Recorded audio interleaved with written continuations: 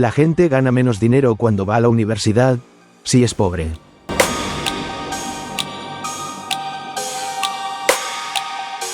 Este fenómeno se llama regresividad universitaria. La universidad ya no reduce tanto la desigualdad como antes.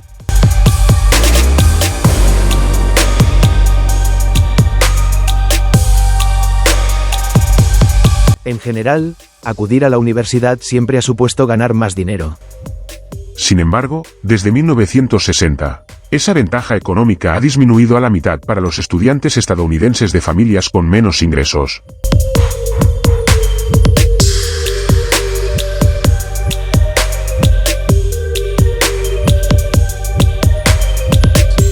Los autores de un reciente estudio han analizado datos de encuestas y registros desde 1900 hasta 2020, y han descubierto que 3 factores explican el 80% de esta regresividad creciente.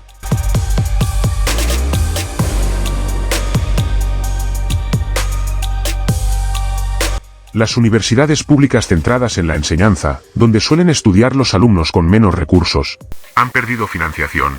Presentan peores tasas de finalización de estudios y ofrecen menores beneficios económicos desde 1960. Desde los años 80 y 90, muchos estudiantes con pocos recursos han acabado en instituciones de menor calidad, como los community colleges o las universidades con ánimo de lucro, que ofrecen peores resultados laborales.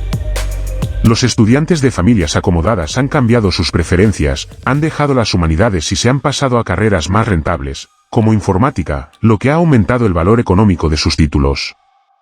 Otros factores, como quién decide ir a la universidad o a qué universidad concreta, tienen un efecto mucho menor. Antes de 1960, la universidad ofrecía beneficios más equitativos entre clases sociales. Ahora, en cambio, refuerza parte de la desigualdad y explica aproximadamente un 25% de la transmisión de ingresos de padres a hijos. Paradojas dentro de paradojas. En los países menos desarrollados, muchas mujeres optan por carreras técnicas. Lejos de responder a una afinidad natural con la ingeniería o las matemáticas, esta elección suele ser estratégica. En contextos donde las oportunidades laborales son escasas y la movilidad social está muy limitada, elegir una carrera STEM no es un capricho, sino una tabla de salvación. La tecnología, la programación o la ingeniería ofrecen una salida pragmática hacia una vida mejor.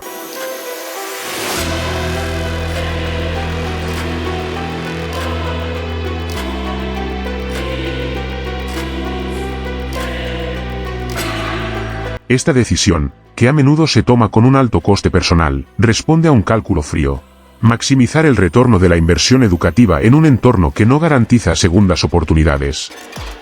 Este fenómeno, que se ha observado en diversos países asiáticos, del norte de África o de Europa del Este, es conocido como la paradoja de la igualdad de género.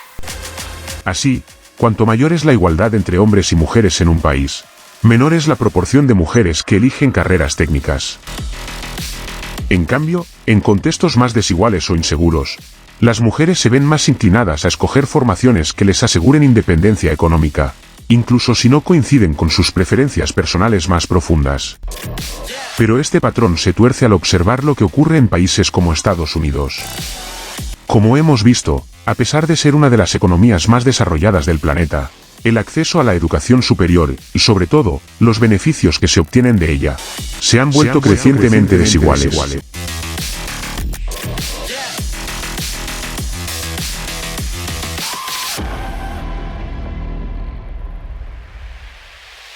Lo irónico de esta situación es que los hijos de las élites estadounidenses se comportan ahora como los jóvenes más pobres de los países menos desarrollados, eligen carreras técnicas por el retorno económico que ofrecen. Podrían estudiar filosofía o bellas artes sin preocuparse por su futuro financiero, pero prefieren las ciencias de datos o la biotecnología. ¿Por qué? Porque el mundo ha cambiado, y con él la lógica del prestigio y la influencia. Las nuevas cartas para el juego del estatus. Durante buena parte del siglo XX, las élites culturales norteamericanas se formaban en humanidades. Harvard, Yale o Princeton eran templos de la retórica, el pensamiento crítico y la literatura. Pero hoy ese capital simbólico ya no basta. En un contexto hipertecnológico y competitivo, incluso las familias ricas apuestan por lo útil. El prestigio ya no se asocia a escribir un ensayo brillante, sino a diseñar un algoritmo disruptivo o levantar una startup que sea comprada por Google. Las humanidades, aunque valiosas, han perdido centralidad como credencial de poder. El mundo de hoy no solo exige talento, sino también capacidad de ejecución técnica.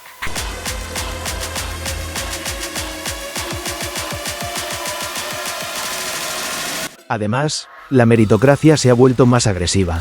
Las élites ya no solo compiten por herencia o apellidos, sino por influencia real. Y esa influencia se ejerce cada vez más en los sectores estratégicos del futuro. Inteligencia artificial, bioingeniería, finanzas algorítmicas. Incluso quienes tienen asegurada su renta buscan asegurar su relevancia. El miedo ya no es a la pobreza, sino a la irrelevancia. Todo esto nos conduce a una conclusión inquietante. Elegir una carrera técnica no significa lo mismo en todas partes. En un país con escasas oportunidades, puede ser una forma de sobrevivir. En otro con un sistema universitario desigual, puede ser una apuesta que fracasa si no se acompaña de la institución adecuada, de las redes adecuadas, del apellido adecuado. Mientras tanto, las élites globales han comprendido que en el nuevo tablero del poder, lo técnico es lo simbólico. Ya no basta con ser. Ahora hay que saber hacer.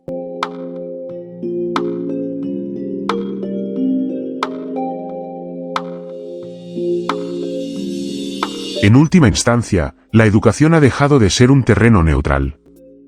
No es solo una cuestión de mérito, ni de esfuerzo, ni siquiera de talento. Es una cuestión de contexto, de estructura, de posición social. Y quizá, también, de honestidad. La de reconocer que no todos jugamos con las mismas cartas, ni siquiera cuando elegimos la misma carrera. El bucle del prestigio y la evolución de los cerebros útiles.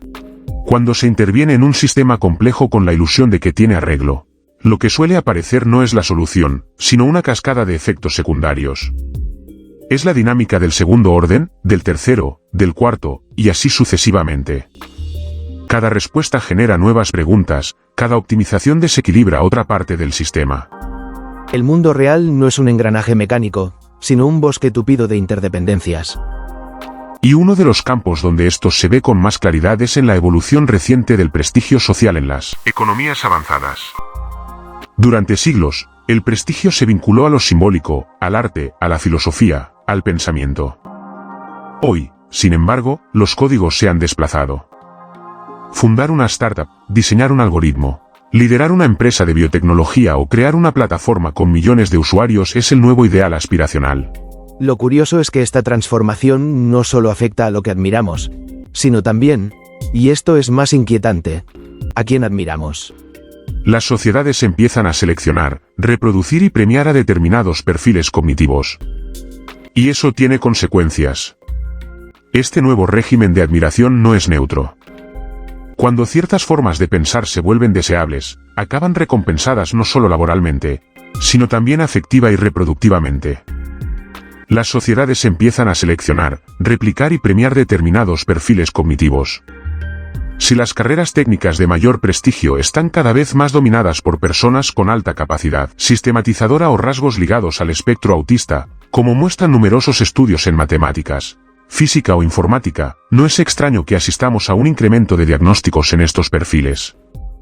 No solo porque ahora sepamos detectarlos mejor, sino porque el ecosistema cultural favorece con más fuerza ese tipo de mente. Este fenómeno no ocurre únicamente a través de incentivos económicos. También opera en la atracción social, en la selección sexual, en los modelos de referencia. Un tipo de cerebro útil tiende a multiplicarse. La cultura actúa como filtro, lo que encaja en sus reglas se amplifica. Y lo que se amplifica se hereda, o al menos se imita. La evidencia científica sugiere que las personas con rasgos autistas tienen mayor afinidad por entornos hiperestructurados, abstractos, predecibles. Las disciplinas técnicas ofrecen justamente eso. Si el mercado laboral y el estatus social giran en torno a estos entornos, entonces no es descabellado pensar que ciertos fenotipos cognitivos tengan una ligera ventaja evolutiva en términos reproductivos, especialmente en las capas más altas. Como decía Robert Trivers, la evolución no premia la verdad, sino la utilidad. Ahora bien, ¿y si esto cambia? ¿Y si, como parece, la inteligencia artificial empieza a desplazar las tareas sistematizadoras que hoy confieren prestigio?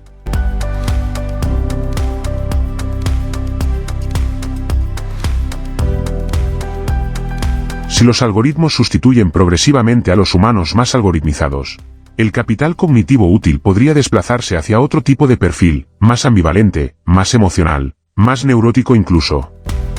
La sensibilidad, la capacidad de negociación o la gestión de la incertidumbre podrían volver a ganar valor. Como ya ocurrió en otras épocas de la historia.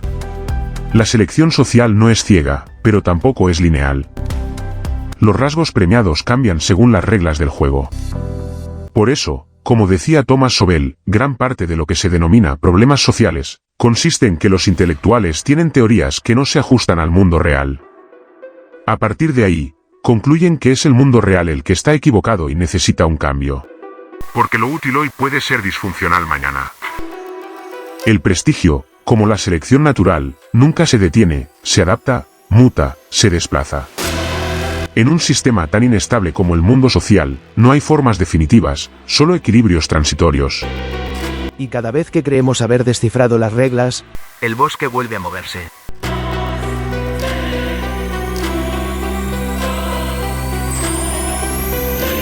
Porque, en última instancia, el verdadero prestigio no es saber cómo funciona el mundo, sino aprender a escuchar cómo cambia.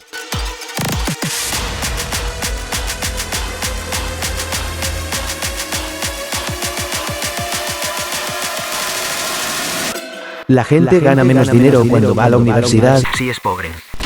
Por el Dr. Sergio Parra. National Geographic España Sataka muy interesante Webedia SJ Down Spain Yorokobu Mac Escapada Rural Radio Sapiens Baker Café Etiquetas. Opinión Análisis Sociedad Actualidad. Nos seguimos leyendo, escuchando y compartiendo. Sencillez y orden.es. Les sugerimos entren a las siguientes plataformas tecnocientíficas activas de ámbito internacional. radiosapiens.es y revistanube.com. Actualidad y máximo rigor científico, cultural y divulgativo.